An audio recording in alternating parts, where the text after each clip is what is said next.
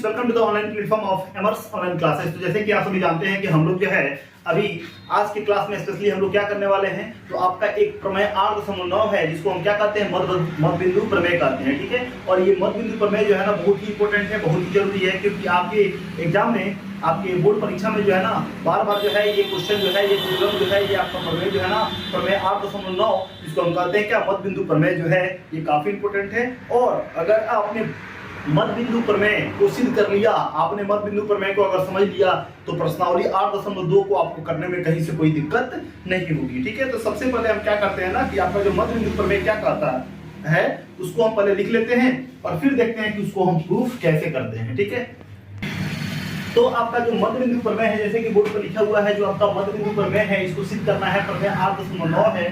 ठीक है, तो ये 8.9 प्रमेय कहता क्या है, तो बोल रहा है किसी त्रिभुज की किन्हीं दो भुजाओं के मध्य, किसी त्रिभुज मतलब एक त्रिभुज हम बनाते हैं, यहाँ पे आपका एक त्रिभुज हो गया, क्या एबीसी एक त्रिभुज हो गया। तो किसी बोला हुआ किसी त्रिभुज, तो हमने त्रिभुज एबीसी बनाया दो भुजाओं के मध्य में, यानी मान लेते हैं ये भुजा एक है, ये भुजा एक है, एक मध्य में दो बिंदु दिए हुए हैं और दोनों बिंदु क्या है, मध्य बिंदु है। तो अगर मान लेते हैं इसको मान लेते हैं डी और इसको मान लेते हैं ई और इसको मिलाते हैं। ठीक है, तो बोला हुआ है कि ये जो डी है वो तीसरी भुजा के क्या होती है, समांतर होती है। तीसरी भुजा क्या होती है, समांतर होता है या होती है, तीसरी भुजा क्या होती है, समांतर होती है या होता है। ठीक है, और ये नॉर्मली डी जो होता है वो तीसरी भुजा के क्या होता है, आधा भी होता है। तीसरी भुजा के क्या होता है, आपका आधा भी होता है। ये प्रमेय आपका 8.10 है। ठीक है ना, तो 8.9 और 10 जो है ना नॉर्मली एक ही बात बोल रहा है। ठीक है, तो 8.9 में जो है ना हम 10 यानी 8.9 और 10 जो है ना दोनों का बात जो है ना एक ही बोल रहा है। ठीक है ना, तो मध्य बिंदु प्रमेय में जो है ना जो बात हमको सिद्ध करना है उसको हम देख लेते हैं। ठीक है, तो दिया क्या गया हुआ है, मतलब दिया गया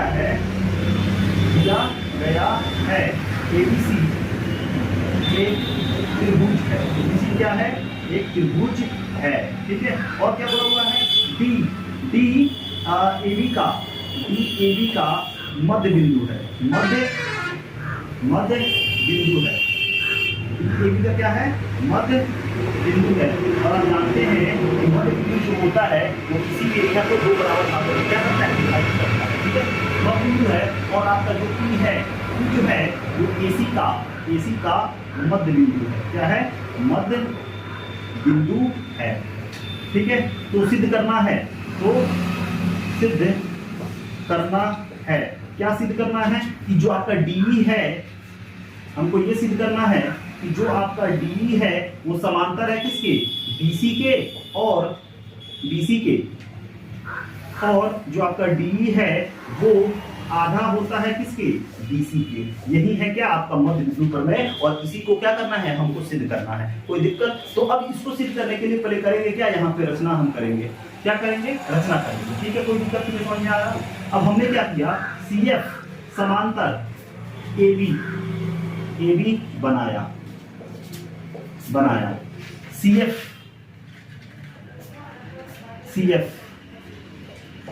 समांतर AB बनाया और E से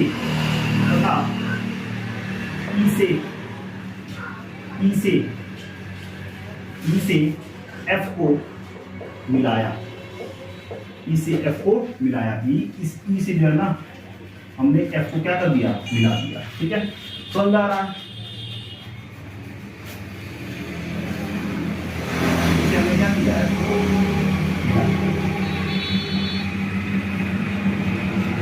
ठीक, कोई दिक्कत नहीं है।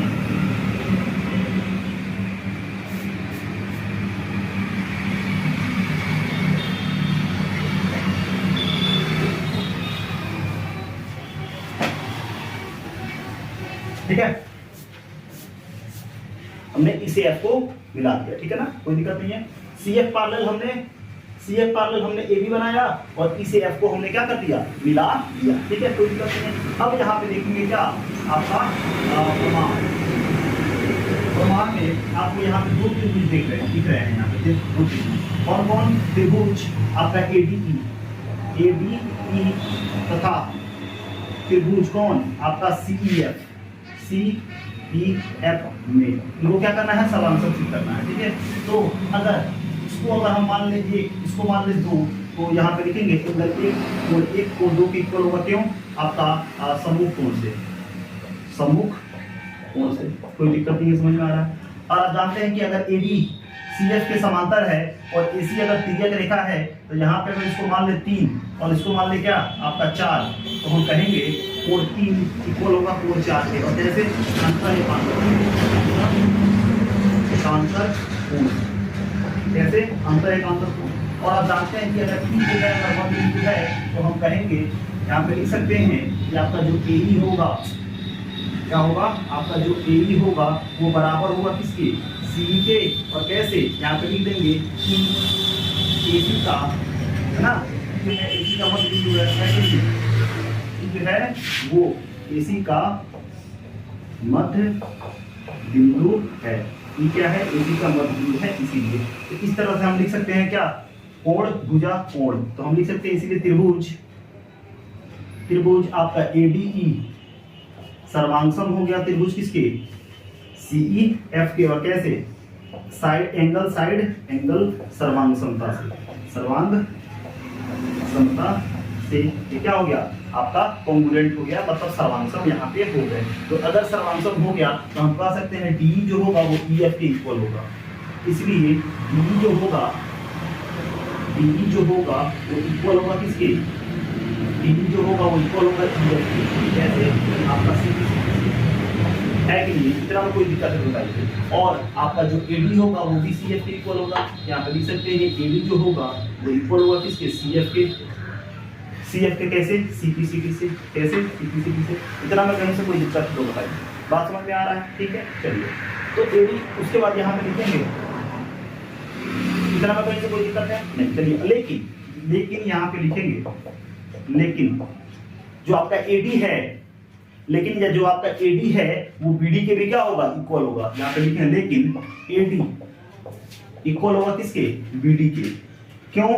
क्योंकि जो आपका D जो है, D AB का मध्य बिंदु है, AB का मध्य बिंदु। कोई दिक्कत समझ आ रहा है? ठीक है। तो अगर इसको मान ले 1, क्या मान लें? 1 मान लो, और इसको मान लें 2, तो आपका AD जो है वो CF के इक्वल है और AD जो है BD के इक्वल है। तो लिख सकते हैं समीकरण आपका 1 तथा 2 से, 1 तथा 2 से हम कह सकते हैं कि अगर AD CF के इक्वल है, AD BD के इक्वल है, तो हम लिख सकते हैं क्या कि आपका जो BD होगा वो इक्वल होगा किसके? CF के। क्या होगा? अगर BD जो होगा, ठीक है ना, अगर BD CF के इक्वल है तो हम जानते हैं कि अगर BD CF के इक्वल होता है तो BD जो होगा वो समांतर भी होगा किसके? आपके CF के। ठीक है ना? तो इसलिए हम क्या कर सकते हैं? हम कह सकते हैं कि अगर BD जो है वो CF के समांतर है और BD जो है ना वो आपका इक्वल भी है, बराबर भी है CF के, तो हम लिख सकते हैं कि आपका DBCF क्या लिख सकते हैं? आपका लिख सकते हैं DBCF एक समांतर चतुर्भुज होगा, एक समांतर चतुर्भुज है। कैसे? तो प्रमेय 8.8 में आपने पढ़ा है, प्रमेय 8.8 से आपने पढ़ा है कि अगर किसी चतुर्भुज के अगर एक युग्म समांतर भी हो और बराबर भी हो तो वो क्या होता है? एक समांतर चतुर्भुज होता है। तो अगर DBCF यानी समांतर चतुर्भुज है तो हम कह सकते हैं आपका जो DF होगा वो BC के समांतर होगा। तो लिख सकते हैं इसीलिए आपका जो DF होगा वो क्या होगा? समांतर होगा किसके? BC के। है कि नहीं है? तो अगर DF BC के समांतर है तो आपका जो DE जो होगा वो भी क्या होगा? आपका समांतर होगा किसके? BC के। ठीक है ना? BC के। यानी अगर ये पूरा DF जो है समांतर है BC के, है ना, तो DE जो होगा ना वो भी समांतर होगा किसके? BC के। और एक बात हमने यहाँ पे प्रूव कर दिया कि आपका जो DE है वो समांतर है किसके? BC के।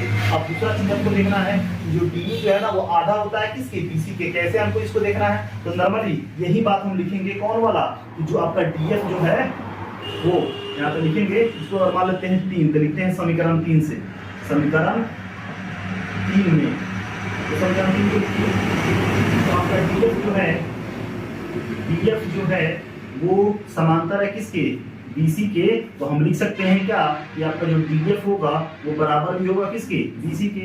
DF जो होगा वो बराबर होगा किसके? BC के। और यहाँ पे लिख लेते हैं इधर, अगर DF बराबर है किसके, BC के। तो ये जो DF को हम क्या लिख सकते हैं, DE प्लस EF लिख सकते हैं, DE प्लस EF हम लिख सकते हैं, और किसके इक्वल, BC के इक्वल। अब जैसे कि हमको दिखाना है DE, तो DE ऐसे ही रहेगा, है ना। और EF को हम क्या लिख सकते हैं, DE लिख सकते हैं, क्यों, EF बराबर BC से, ठीक है। DE EF के क्यों, क्योंकि हम यहाँ पे प्रूफ किए हैं CPCD से कि DE जो है ना वो इक्वल है किसके, EF के। हमने यहाँ पे सिद्ध किया हुआ है, ठीक है। कैसे आप लिखेंगे, चूंकि DE जो है वो इक्वल है किसके, EF के, ठीक है ना, ऐसे लिखे।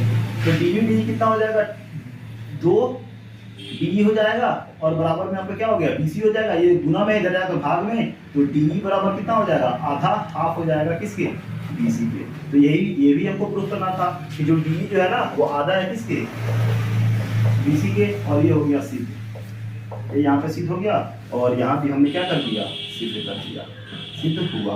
यानी आपने क्या सीखा, आपने ये सीखा, अगर इसके अनुसार अगर समझे तो यहाँ पे अगर एक त्रिभुज बना दे PQR त्रिभुज बना दे, और यहाँ पे PQ का मध्य बिंदु अगर M कर दें, और इसको करते हैं M, और इसको मिलाएं, तो मध्य बिंदु करने ये कहता है कि MN जो होगा वो समांतर होगा किसके, QR के, और जो MN होगा वो आधा होगा किसके, आपके QR के, यानी त्रिभुज के तीसरे साइड के। और कैसे, तो मध्य बिंदु, यानी मध्य बिंदु प्रमेय से, मध्य बिंदु प्रमेय से आप लिखेंगे, ठीक है ना, ये बात, ठीक है। मध्य बिंदु प्रमेय से ये क्या होगा, आपका इक्वल होगा, ठीक है। समझ में आ रहा है, कोई दिक्कत है तो बताइए। तो नॉर्मली अब यहाँ से एक और कंक्लूजन हम निकाल सकते हैं, एक और निष्कर्ष निकाल सकते हैं कि हमको अब पता चला कि अगर कोई त्रिभुज में, तो त्रिभुज के दो भुजाओं पे अगर 2 मध्य बिंदु दिया रहता है, तो DE जो होगा, यानी ये जो DE है वो समांतर होगा किसके, BC के, और जो DE होगा वो आधा होगा किसके, BC के। ये कैसे, तो मध्य बिंदु प्रमेय से, ठीक है ना। अगर मध्य बिंदु है तो समांतर होगा और आधा होगा, और यहाँ पे अगर मध्य बिंदु है तो समांतर भी है और आधा भी है, तो नॉर्मली समांतर हम कह सकते हैं। तो अगर DE जो है समांतर है BC के, DE जो है, अगर D और E पॉइंट जो है ना वो मध्य बिंदु है, तो इसका त्रिभुज के दो भुजा के तो ये क्या होंगे, समांतर होंगे, कैसे, मध्य बिंदु प्रमेय से। और अगर कभी ये समांतर हो जाएंगे तो क्या हो सकते हैं, वो मध्य बिंदु होंगे, कैसे, मध्य बिंदु के विलोम से, ठीक है ना, समझ में आ रहा है। यानी अगर ये त्रिभुज है और ये दोनों मध्य बिंदु हैं, ये दोनों अगर दोनों मध्य बिंदु है तो ये इसके क्या होगा, समांतर होगा, कैसे, मध्य बिंदु प्रमेय से। और पहले ही अगर दे दिया ये समांतर है तो वो क्या होगा, मध्य बिंदु होगा, मध्य बिंदु के विलोम से। बात समझ में आया, कोई दिक्कत है तो बताइए, ठीक है। और इस तरह से हमारा मध्य बिंदु प्रमेय जो है वो खत्म हो गया, और ये काफी इंपॉर्टेंट है, इसको बढ़िया से समझ लीजिएगा, ठीक है। इसको प्रूफ कर लीजिएगा, 1-2 बार इसको प्रैक्टिस कर लीजिएगा, क्योंकि अगर ये समझ में आ गया तभी आप 8.2 प्रमेय को 8.2 प्रश्नावली को कर सकते हैं। अगर आपको ये मध्य बिंदु प्रमेय समझ में नहीं आएगा या आपने नहीं समझा तो आप अपना एक्सरसाइज 8.2 नहीं कर सकते हैं, क्योंकि सारा क्वेश्चन आपके प्रमेय 8.2 पे ही आपके बनेंगे, ठीक है। तो सबसे पहले ध्यान रखिए कि 8.2 को जो है ना बढ़िया से समझ लीजिए, ठीक है। इसमें से कहीं ऐसा टॉपिक नहीं है, कोई ऐसा टॉपिक नहीं है जो आपको डिस्कस नहीं किया गया होगा या बताया नहीं गया होगा, ठीक है। हर एक पॉइंट, हर एक स्टेप को, हर एक चरण को यहाँ पे बताया गया है, ठीक है। फिर भी अगर कोई दिक्कत होगा तो कमेंट बॉक्स में कमेंट कीजिएगा, ठीक है। और इसी तरह के इंटरेस्टिंग वीडियो के लिए हमारे चैनल को सब्सक्राइब कीजिए, वीडियो को लाइक कीजिए और शेयर कीजिए, ठीक है। फिर मिलते हैं अगले क्लास में, अगले वीडियो के साथ। Thank you.